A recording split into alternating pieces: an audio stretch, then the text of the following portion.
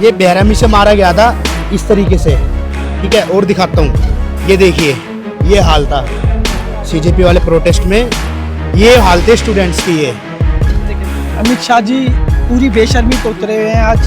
Delhi police जो है लोगों को पीछे करने का काम जो है वो लगातार करती हुई दिखाई दे रही है। जो चीज़ें आप खास तौर पर देख पा रहे हैं, किसान नहीं, मजदूर नहीं, मजलूम नहीं, हर आदमी परेशान है इन लोगों से। और कहीं प्रदर्शन करते हैं तो धारा 140 लगा देते हैं, कहीं प्रदर्शन नहीं करने देते, किसी को बोलने नहीं देते, अच्छे ऑफिसर का ट्रांसफर कर देते हैं, उसको लोकतंत्र नहीं बचाने देते।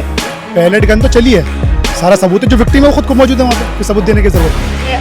लोग जान चुके हैं अब, किसानों के ये नहीं, मजदूरों के ये नहीं, मजलूमों के ये नहीं, ईमानदारों के ये नहीं, किसी के नहीं है। वही जवाब मांगने के लिए हम बीजेपी के मुख्यालय में गए थे, क्योंकि देश का गृह मंत्री ना गृह पर मंत्रालय बैठता बैरिकेडिंग कर है, दी गई आपको ना आगे संसद में बैठता है, वो बीजेपी के मुख्यालय पे ही घूम रहा है, इसीलिए हम तो जवाब मांगने के लिए गए।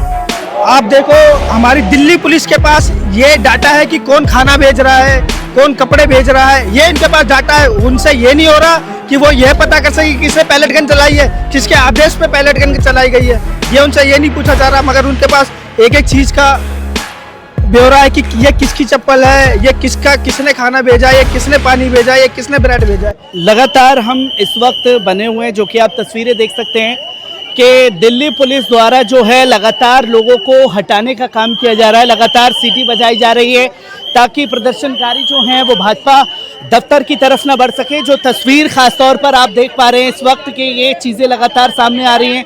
तमाम छात्र जो हैं वो धीरे धीरे बढ़ रहे हैं।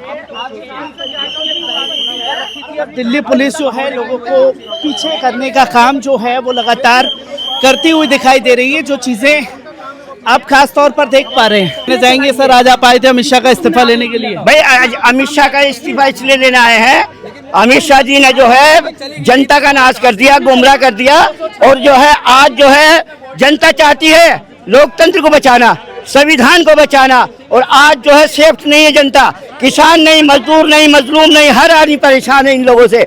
और कहीं प्रदर्शन करते हैं तो धारा 140 लगा देते हैं, कहीं प्रदर्शन नहीं करने देते, किसी को बोलने नहीं देते, अच्छे ऑफिसर का ट्रांसफर कर देते हैं, उसको लोकतंत्र नहीं बचाने देते। इसलिए हमारी गुजारिश है, निवेदन है रफाकत चौधरी, हम बोल रहे हैं कि लोकतंत्र को बचाना है, राहुल जी को लाना है, देश का संविधान बचाना है। शुक्रिया, थैंक यू। कैसे बचेगा सर संविधान जब अमित शाह की तस्वीरें थानों में लगी हुई है? अरे भैया थानों में लगे या कहीं भी लगे, लोग जान चुके हैं अब, किसानों के ये नहीं, मजदूरों के ये नहीं, मजलूमों के ये नहीं, ईमानदारों के ये नहीं, किसी के नहीं है। ये तानाशाही फैला रखी है, राहुल लाओ और देश बचाओ, संविधान बचाओ, कांग्रेस लाओ, देश को बचाओ, संविधान बचाओ, बस और कुछ नहीं, ज्यादा नहीं बोलते, इतना ही बोल। तो ये तस्वीरें आप लोगों के सामने हैं। कई छात्र जो हैं यहाँ पर पट्टी बांध करके भी पहुंचे हुए हैं। क्या कहना चाहेंगे सर, आज इस्तीफे के लिए आप लोग आए थे पर सरकार तो सुनने को तैयार नहीं है।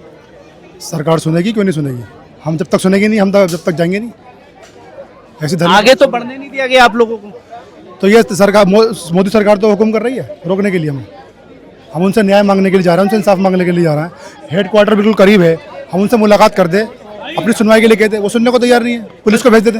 7.5 घंटे बाद FIR दर्ज हुई, FIR के बाद भी आइडेंटिटी नहीं हो पाई कि आखिरकार पैलेट गन चलाई किसने। पैलेट गन तो चली है, सारा सबूत है, जो विक्टिम है वो खुद को मौजूद है वहाँ पे, फिर सबूत देने की जरूरत क्या है? लीडर ऑफ ऑपोजिशन वहाँ पे जाते हैं, 7.5 घंटे उन्हें बिठा दिया, ऑफिसर्स को रोका जा रहा है FIR करने से। इससे बड़ी मांग क्या होगी?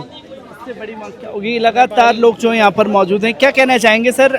सरकार सुनने को तैयार नहीं है। अमित शाह पार्लियामेंट में जवाबदेही के लिए सामने नहीं आए। अमित शाह पार्लियामेंट में आए नहीं और सरकार जो है FIR करने को तैयार नहीं है, जिसके खिलाफ हम धरना प्रदर्शन किए थे और आगे भी हम इकट्ठे होंगे जंतर मंतर पे। और ये धरना प्रदर्शन हमारा जब तक सरकार नहीं सुनेगी चलता रहेगा। धरना प्रदर्शन लगातार चलता रहेगा सर। 7.5 घंटे की FIR के बाद भी FIR के बाद आइडेंटिटी नहीं हो पाई है कि आखिरकार पैलेट गन चलाई किसने। वही जवाब मांगने के लिए हम बीजेपी के मुख्यालय में गए थे, क्योंकि देश का गृह मंत्री ना गृह मंत्रालय बैठता है, कर दी गई आपको ना आगे संसद में बैठता है, वो बीजेपी के मुख्यालय पे ही घूम रहा है, इसीलिए हम तो जवाब मांगने के लिए गए थे। लगातार आप देख सकते हैं तस्वीरें आप लोगों के सामने, और भी लोग हमारे साथ में मौजूद हैं। क्या लगता है सर कि आप लोग पैलेट गन को लेकर के जो ब्रुटैलिटी हुई छात्रों के साथ, अभी तक अमित शाह जी का कोई बयान नहीं आया है इसको लेकर के? अमित शाह जी पूरी बेशर्मी पे उतरे हुए हैं आज। छात्रों के साथ उन्होंने इतना, हाँ भाई, छात्रों के साथ उन्होंने इतना गलत व्यवहार किया, पैलेट गन से उन पे फायरिंग कराई। एक बच्चे के जिसके शरीर में 200 छर्रे चले गए हों, उससे पूछो उसके ऊपर क्या बीतेगी। एक युवा की, हमारे युवा साथी की आँख चली गई, उससे पूछो उसका क्या होगा। उस साहिल लोचब नाम के व्यक्ति के दिल से पूछो उस पर क्या प्रभाव पड़ा। उसका पूरा भविष्य पड़ा है, पूरी जिंदगी पड़ी है, उसकी एक आँख चली गई, वो कैसे अपनी जिंदगी का दर बसर करेगा। प्रतिपक्ष खुद एफआईआर दर्ज करवाने के लिए पहुंचे और 7.5 घंटे के बाद भी आइडेंटिटी नहीं हो पाई है कि किसने आखिरकार पैलेट गन चलाई। अभी भी छानबीन चल रही है। आप देखो, हमारी दिल्ली पुलिस के पास ये डाटा है कि कौन खाना भेज रहा है, कौन कपड़े भेज रहा है, ये इनके पास डाटा है। उनसे ये नहीं हो रहा कि वो ये पता कर सके कि किसने पैलेट गन चलाई है, किसके आदेश पे पैलेट गन चलाई गई है, ये उनसे ये नहीं पूछा जा रहा। मगर उनके पास एक एक चीज़ का ब्यौरा है कि ये किसकी चप्पल है, ये किसने खाना भेजा, ये किसने पानी भेजा, ये किसने ब्रेड भेजा है, ये डाटा उन्होंने कलेक्ट कर लिया। मगर जो मेन मुद्दा, जैन जी का जो अहम मुद्दा है, एक युवा साथी की भविष्य को खराब कर दिया है दिल्ली पुलिस ने, उसका डाटा वो कलेक्ट नहीं कर पा रहे हैं। सर, क्या लगता है कि सरकार सुनेगी, अमित शाह जवाबदेही, अकाउंटेबिलिटी पर आएंगे? अमित शाह एकदम बेशर्मी की जो हद पार होती है ना, उन्होंने वो कर दिया है। अमित शाह जी ने बेशर्मी की हदें पार कर दिया है। सीजेपी वाले प्रोटेस्ट में 20 जुलाई को मैं भी था, चोट मेरी भी आई, मैं दिखा सकता हूँ आपको। ये देखिए, ये बेरहमी से मारा गया था इस तरीके से, ठीक है। और दिखाता हूँ, ये देखिए, ये हाल था सीजेपी वाले प्रोटेस्ट में, ये हाल थे स्टूडेंट्स की। ये आतंकवादी हम कोई, हम भारत के नागरिक नहीं है क्या?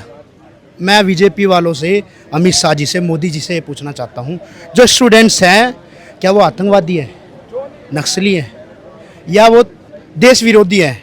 ये पूछना चाहता हूँ। जो आपने हमारे साथ इतनी गंदी तरीके से मारपीट की है पुलिस ने, दिल्ली पुलिस ने, आरपीएफ के जवानों ने, ठीक है। पर आज भी आप लोग जब सड़कों पर आए हैं, बैरिकेटिंग कर दी गई है, माहौल को इस तरीके से दिखाने की कोशिश की गई कि भाई आईवाईसी वाले आ गए हैं सड़कों पर, वो माहौल बिगाड़ रहे हैं। मैं भी आपको बता दूं, आईवाईसी भी जो है यूथ, उसमें सारे स्टूडेंट्स हैं।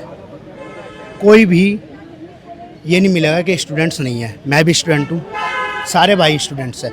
पर इन्होंने आज इस रोड को छावनी में तब्दील कर दिया। आप देख सकते हो, पीछे भी बैरिकेटिंग थी, यहाँ पे भी बैरिकेटिंग है। और जो हमारे भाई बाहर से आना चाहते थे, अभी और भी आने लग रहे थे, उनको भी रोका गया है। क्योंकि मैं खुद जाम में फंसा, रेड लाइट जो 2 मिनट की होती थी वो 5-5 मिनट की बढ़ा दी गई ताकि लोगों को डाइवर्जन कर दिया जाए।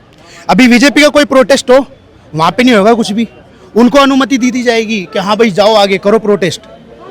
बस कांग्रेस को रोका जाएगा, इधर रोका जाएगा तो, और किसी को नहीं, कांग्रेस को ही रोका जाएगा। ये यूथ है, ये रुकने वाला नहीं है, आज नहीं तो कल जवाब देना ही पड़ेगा अमित शाह जी को। लाठीचार्ज से, पैलेट गन से, बैरिकेटिंग से छात्र डरने वाले हैं? नहीं, बिल्कुल भी नहीं, बिल्कुल भी नहीं डरने वाले। लाठी से मैं नहीं डरा, मेरे लाठी लगी है, पूरा पैर सूज गया था, चोट थी। उसके बाद भी अगले दिन 15-20 जने अपने साथ अपने भाई और लेके गया स्टूडेंट्स। मतलब रुकने वाले नहीं, रुकने वाले नहीं है। अब 5 तारीख का दोबारा ऐलान कर दिया है, दोबारा रेडी है। जय हिंद। 5 तारीख के लिए दोबारा रेडी है, जो कि तस्वीरें आप खास तौर पर देख सकते हैं कि इस वक्त यहाँ मौजूद हैं, जहाँ बैरिकेटिंग कर दी गई और लोगों को आगे नहीं बढ़ने दिया गया। और आम छात्रों का ये खास तौर पर सवाल है कि अगर यही प्रोटेस्ट भाजपा की तरफ से होता तो अब तक तमाम कार्यकर्ताओं को यहाँ पर आकर के प्रोटेस्ट करने की इजाज़त दे दी जाती, पर बैरिकेटिंग करके पूरे रोड को ही छावनी में बदलने का काम आज दिल्ली पुलिस द्वारा किया गया है।